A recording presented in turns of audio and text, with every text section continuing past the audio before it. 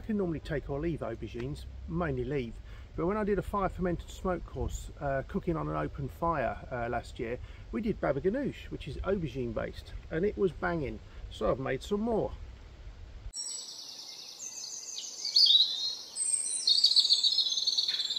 I'm sure there are babaganoosh recipes coming out your ears on the internet, but what I'm going to do is just do the ingredients that went into this, because fire ferment and smoke actually send you out the recipes with the stuff that they do on every course. Take one aubergine and chuck it on the embers.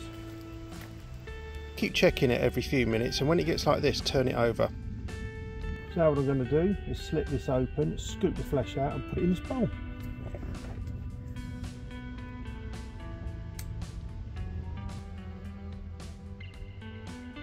Now we're squidging the garlic. It got a bit scorched on the edge, but it's all good.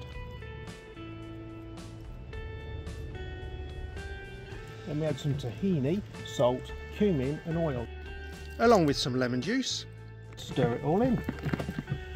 The only things with this, I haven't got a blitzer, so it's going to be a bit chunkier than normal. Enjoy.